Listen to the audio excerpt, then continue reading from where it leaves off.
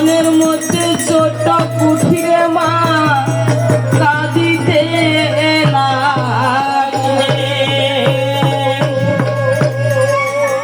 আর এইদিকে 10 মাস 10 দিন যখন মায়ের পূর্ণ হলো, মা তখন এই দুটি যমজ সন্তান মা প্রসব করলেন। কারো হয়তো প্রশ্ন থাকতে পারে যে দুটি যমজ পুত্র কেমন করে হলো সীতা মায়ের? আমরা তো শুনেছি মায়ের একটা গর্ভজাত সন্তান, আরেকটা হলো পুরুষ দ্বারা। এই যে বাল্মীকি ঠাকুরে যে রামায়ণ রচনা করেছেন, কীর্তিবাস পণ্ডিতে সেটা বঙ্গ অনুবাদ করেছিলেন। সেই কীর্তিবাস পণ্ডিতের রামায়ণে আছে সীতা দুটি যমজ সন্তান, আর যে অদ্ভুত রামায়ণ সেটাতে আছে একটা পুরুষ দ্বারা একটা সীতার গর্ভজাত সন্তান। আপনারা যদি আমরা যদি একটু বিবেক এবং তত্ত্ব সম্বন্ধে যদি জানতে পারি যে দুই বস্তু এক, আমি আপনি কখনো কি একটা সন্তান তৈরি করতে পারবো? যতক্ষণ পর্যন্ত ভগবানের ইশারা না হয় ততক্ষণ পর্যন্ত একটা সন্তান কোনো মানব দিতে পারবে না।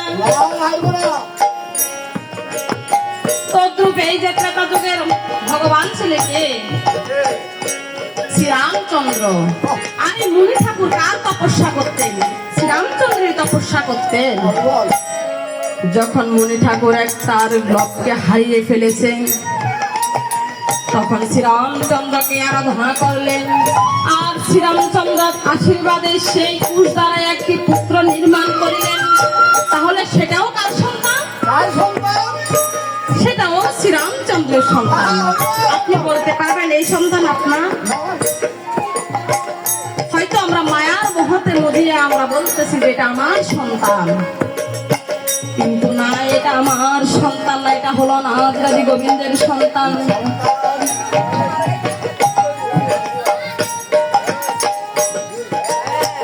আর এদিকে তখন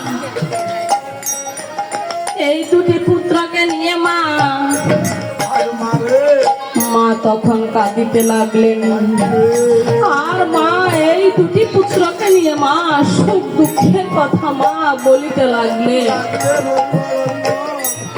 আর এমন সময় মুনি ঠাকুর সীতার গোচরে আসলেন। আর সীতা মুনিকে দেখে তখন কি কার্য করলেন? কোলের পুত্র ভূমিতে রেখে মা মুনি ঠাকুরের চরণে জানা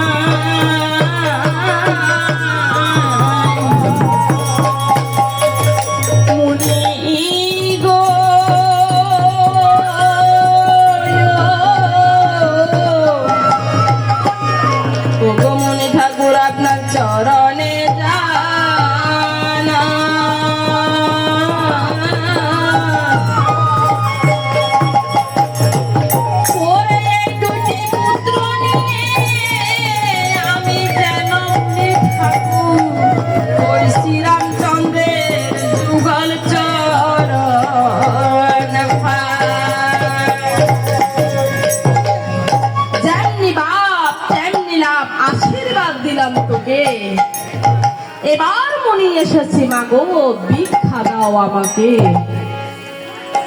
ও গো মা,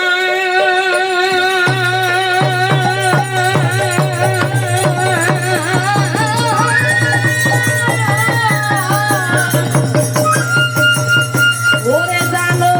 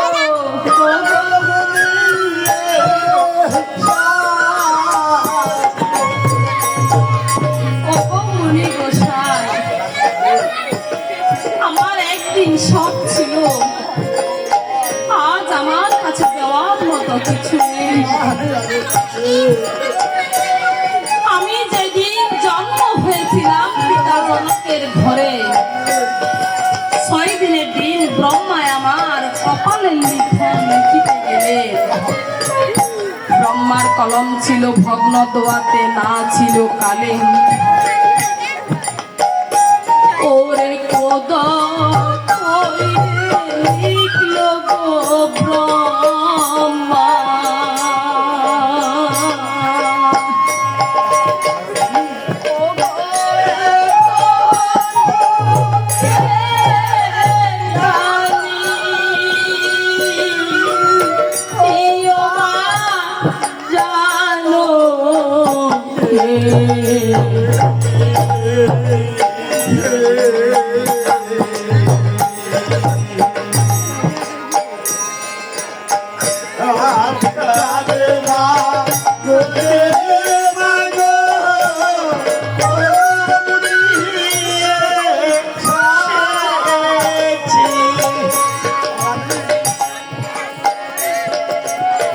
আমি যখন বিয়ের উপযুক্ত হলাম সেই দিন আমার বাবা কি করলেন, এই যে হরদুন পান করেছেন, যে আমার এই হরদুন যে ভাঙতে পারবে আমি আমার পার হাতে আমার এই সীতাকে অর্পণ করব।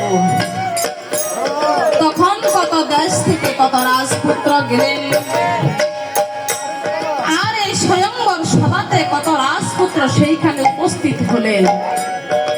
কেউ তারে হরের দল ভাঙতে পারলো না। এই যে আমার কপাল বলে শ্রীরামচন্দ্র সেই মিথিলায় গেলেন, ভাঙলেন সে হরের দল, না লইল আর জোড়া। ওরে অবাকিনী গো সীতা,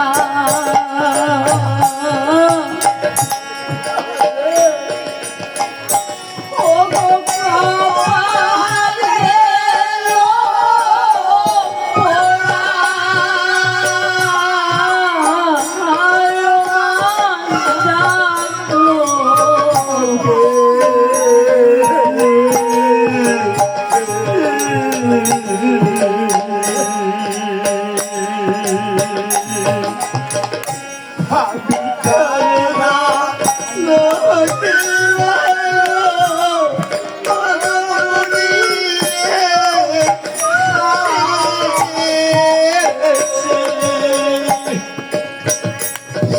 আমাকে বিবাহ করে শ্রীরামচন্দ্র অযোধ্যায় আনলেন। সেদিন আমাকে দেখে আমার শাশুড়ি মাকে বললেন, এই যে রাজ্যের যত নগরী আছে সবাই আমার শাশুড়ি মাকে বললেন, ওগো কৌশল্যা, তুমি পুত্রবধূ পেয়েছ ভালো, কিন্তু আমার জগৎ বন্ধু রামকে গো পেয়ে ভগবান রে ওরে কাছে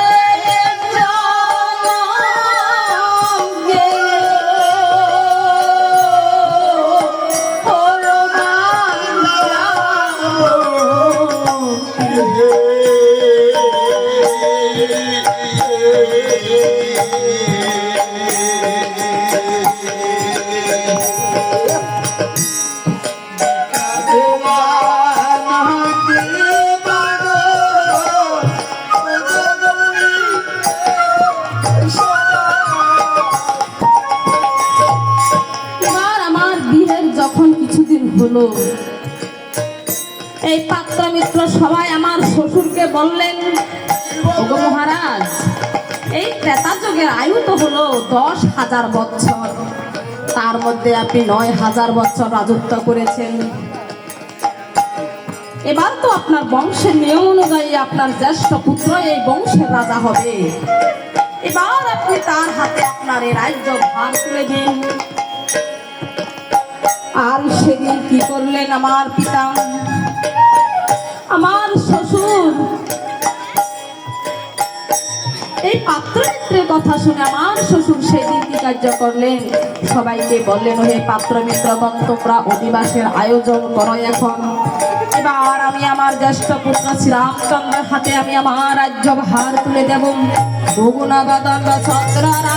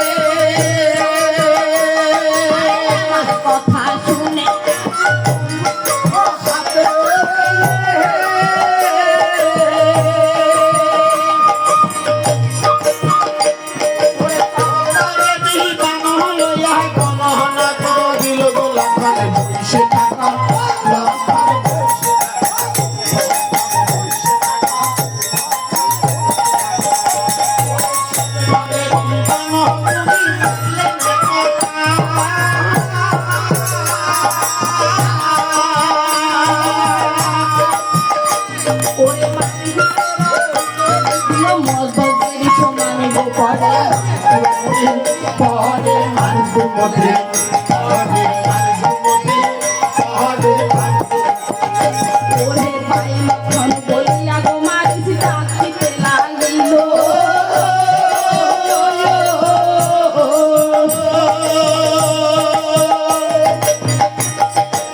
লুয়ার বাতাসে শিকার করতে শুনিল লক্ষণে দিতে হলো লক্ষণে দিতে হলো লক্ষণে দিতে হলো তারে শুন শুন বাইরে লক্ষণ শুন দিয়ে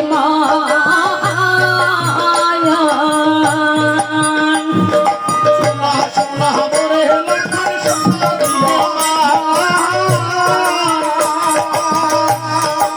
মারে বাইরের জীবন হলো যাও গো সকল গো সকল দিতে হলো লক্ষণ দিতে হলো লক্ষণ দিতে হলো লক্ষণ দিতে হলো ও জানো কি শুন দিয়ে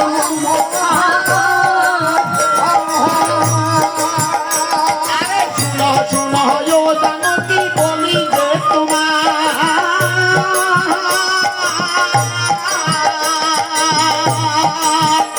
ওরে রামের সাথে যুদ্ধ করতে শক্তি কারো নাই গো কেহ পারবে না গো কেহ পারবে না গো কেহ পারবে না গো কেহ পারবে না গো ওরে লঙ্কা দেবী যখন শুনিল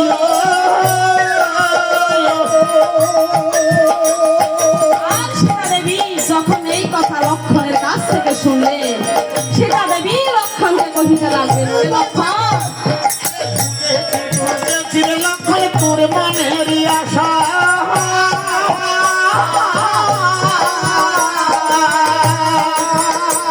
আরে রাম বলিল আমায় নিয়ে তোর যদি ভালোবাসা কখনো পারবে না।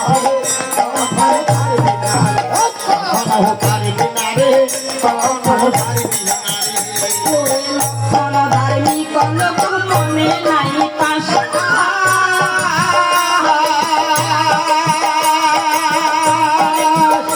আরে সকলকে সাক্ষী রাখে মনে মনস্তাব গো সকল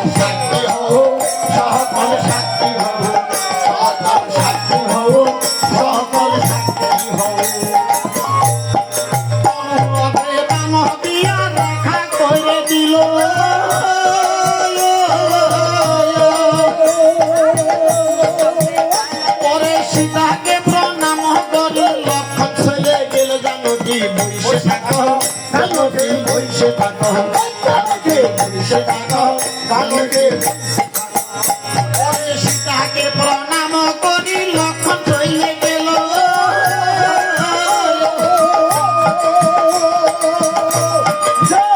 ওরে সন্ন্যাসীরা দাসের রাবণ দর্শন দিল জানকী ভিক্ষা দেগো জানকী ভিক্ষা দেগো জানকী ভিক্ষা দেগো জানকী ভিক্ষা দেগো রেখার বাইর হইয়া সেদিন আমি ভিক্ষা দিবে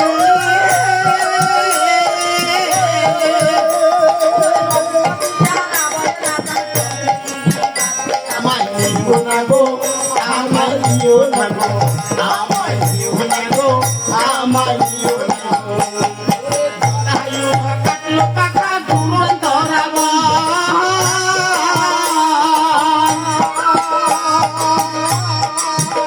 ওরে আমাকে নিয়ে গেল লঙ্কারে ভুবন গঠিল আশার বনে হইল আশার বনে হইল আশার বনে হইল আশার বনে ওই আমায় অশোক বনে তুলো গো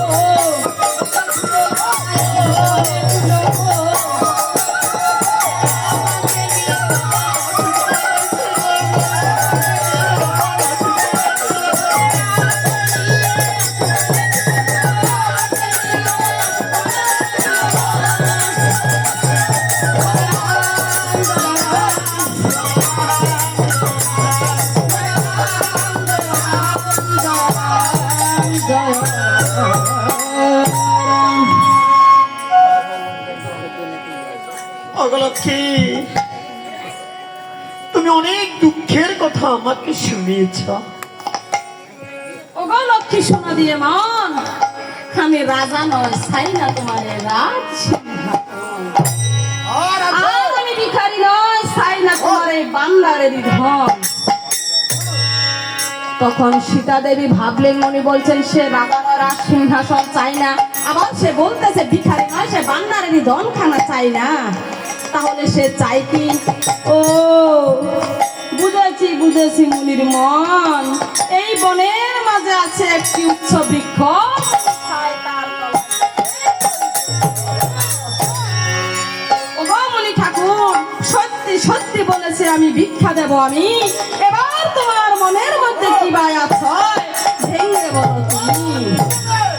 আহ, সীতা দেবী বলছে আমাকে ভিক্ষা দেবে,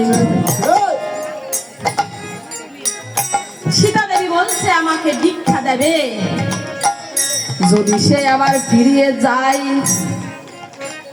কারণ সত্য যুগে ছিল 16 আনার 16 আনা সত্য, যখন ত্রেতা আসলো 16 আনা থেকে 4 আনা মিথ্যায় আবির্ভূত হলো, হ্যাঁ তারপর যখন আসলো অর্ধেক মিথ্যায় আচ্ছন্ন করলো, কলি যখন আসলো 4 আনা সত্য আর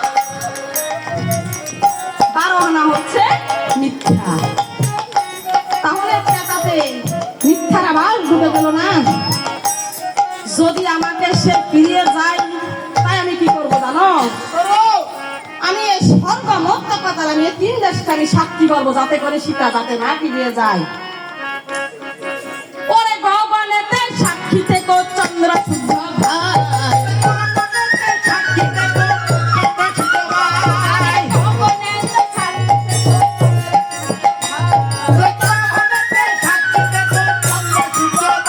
আরে সীতাই আমায় দিল ভিক্ষা আমার দোষ নাই, আরে সীতাই আমায় দিল ভিক্ষা আমার দোষ নাই,